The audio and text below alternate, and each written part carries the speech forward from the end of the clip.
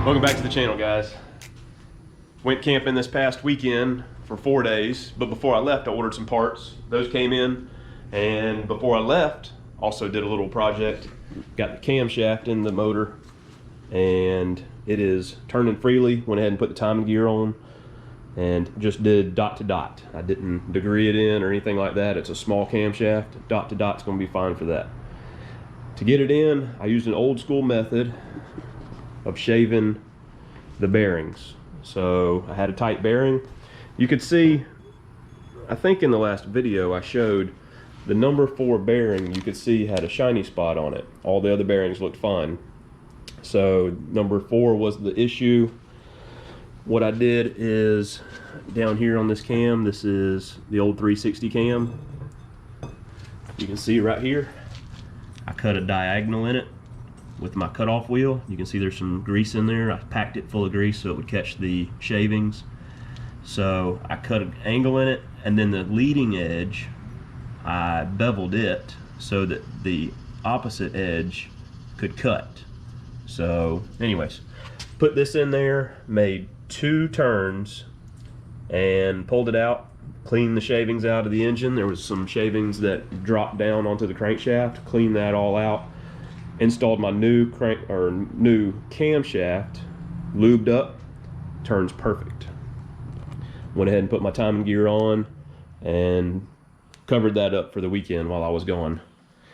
When I came back, we have brand new retainers, brand new valve springs, brand new MLS head gaskets.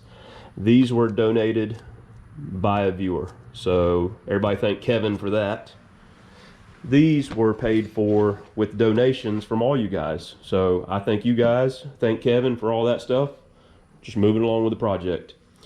This is my buddy Jared's. He's the guy that builds the transmissions for me, and also he's the guy I got the 318 from, and also the guy that I've got the trailer for. So thanks, Jared. You've done a lot for me, appreciate that. And today's order of business, we are going to get our cylinder heads here. If you're new to the channel, these are reman cylinder heads. They've only got like, I don't know, an hour of driving on them. But I'm gonna upgrade those springs with a set of beehives. These came from UTAawesomeperformance.com, I believe is the proper thing for it. I'll put the link in the description. And it didn't show the part number from pack. It just said pack springs, beehive, drop in. But now we know this is the part number, and this is the part number for the retainers. If you look these part numbers up at Summit Racing, it's $35 cheaper for the pair. I paid $2.99 on Summit Racing. This is $190. This is $75, I believe. So if you put the part numbers on the webpage, UT Awesome Performance, if you put the part numbers on there, you could have saved money by going Summit. But anyways, that's the order of business. We're going to put these springs on our cylinder heads. That'll upgrade us for our camshaft, and then hopefully we can get these heads on the engine tonight. It's about 6 p.m. I'm gonna get to work. So let's go ahead and take a spring off here and compare it to our new ones.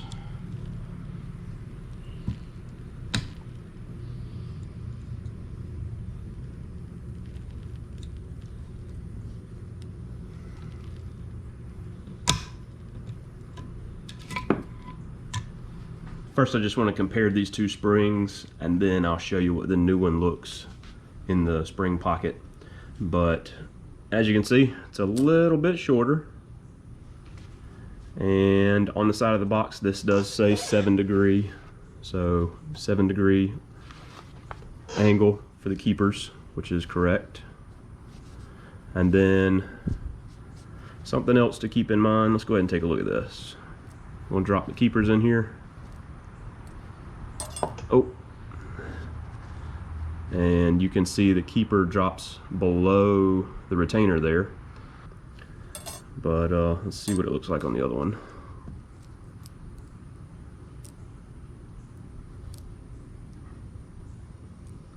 Here on the stock spring retainer, you can see hangs just a little bit below it too. It's not quite in there perfectly, but hangs below it a little bit.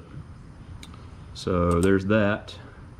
These are narrower at the top and bigger on the bottom by a couple thousandths, maybe 100 thousandths, I'm not sure. But there's the spring. I'm gonna flip this head down level so we can take a look at the spring in the head. So here we are on the cylinder head, and the issues with finding springs with these is that this is so big. So you have to have you can't run a wide dual spring because of this shoulder here. Now that can be cut off by either a machine shop, or Comp Cams makes a cutter that you can use with your drill and cut that completely off. The second problem is this shoulder right here. That's how wide the spring can be, the OD. So you got the ID of the spring here and the OD of the spring here, and you don't have much room to work with. The other thing is, these have, from my understanding, these are shorter valve stems than the LA, which decreases the amount of lift you can have, but also you can cut down the top of the valve stem or the valve guide, not cutting it too short to where there's not enough valve guide there. One of the machinists that I've watched on YouTube, he likes 2 inches of valve guide. So he's a Chevrolet guy though. So let's put this new spring on here, see how she fits. And you can see I'm spinning it around, and it has a couple of thousandths of, that looks like maybe 30 thousandths of clearance on the OD, on the outside diameter, and then the inside diameter clears no problem. Let me show you the stock spring here. You can see it's a little smaller. It's actually hugging tight to the ID, and then has quite a bit of OD room left in there. So if I remember right, this is inch and 1.3, and I think these are 1.4 inches, somewhere in that neighborhood. But you can look that up pretty easily. So that's it. We're gonna drop these on, drop our new retainers on. We have our installer, put our keepers on. I'm gonna go ahead and do all these. I have my other cylinder head underneath that bag being protected, so I'm gonna pull that cylinder head out, get that done. See you guys back in a few minutes.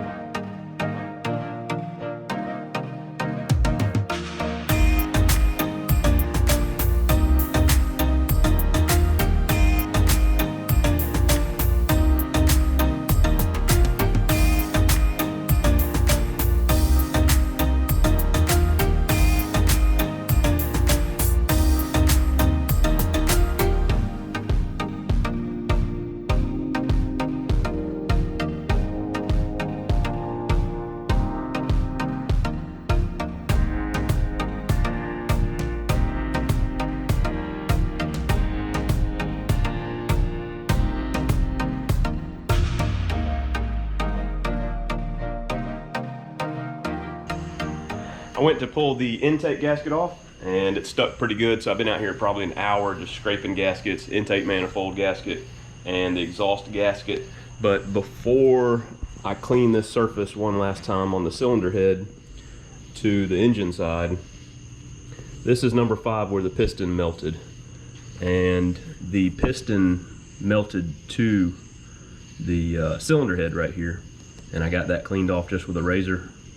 Came right off. So in a previous video, if you go back, you'll see that on a different video, it had a little piece of aluminum which I've already cleaned off the table, but I'm gonna wipe these down. We are gonna go ahead and set them on. Went ahead, and Phoebe was acting a little rowdy out here. She needed some attention, so we went out back and ran around a little bit, chased the frisbee. So now she's ready to be back out here. But I'll clean these up. Let's go ahead and set cylinder heads on, and new MLS head gaskets, torque them to spec. Well, I thought it was going to be just as easy as just throwing the heads on, but whenever I went to... Bug just flew in the engine. That's not good. I got to get the beetle out of the engine. There's been beetles in here chasing lights, so I got to get him out now. What a dumb thing to happen, the bug flying in the engine. Anyways, got that taken care of. And what I was saying is, before I was going to set the cylinder heads on, I went ahead and ran a bolt through all the bolt holes, and there was some that needed to be chased. So that's what I've been working on. 11 o'clock. Anyways, I cleaned up the cylinder heads, or yeah, I did clean up the cylinder heads, but I cleaned up the engine, the cylinder head surface. I cleaned up all the gasket surfaces here. As you can see, the new MLS gaskets are sitting on here. All the holes have been chased. I'm gonna go ahead and drop the cylinder heads on. And like I just showed you, it's 11 o'clock, so I'm gonna drop the heads on, torque them to spec. That's gonna be it for tonight. So let's go ahead and do that.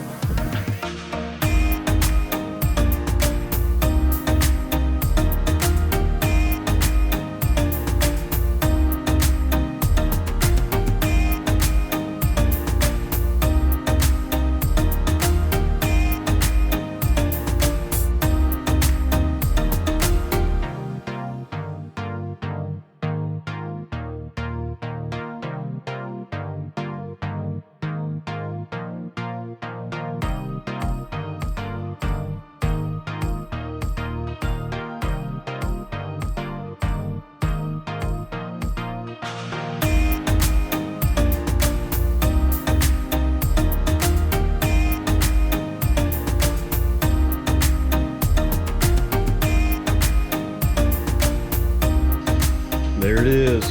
Pretty much have a long block. I went ahead and put a little dab of oil on each one of the bolts, put them in, torqued them one round, then torqued them to spec, and then checked them. So MLS head gasket, new valve springs, new camshaft. So this thing ought to run pretty good.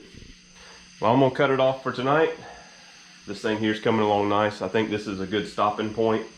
There's nothing else I can really do until the engine comes out of the Valiant. So I think that's gonna be next. I'm gonna wrap this up real good tonight. All these bugs in here, just chasing the lights. Kind of stinks working at night because of that.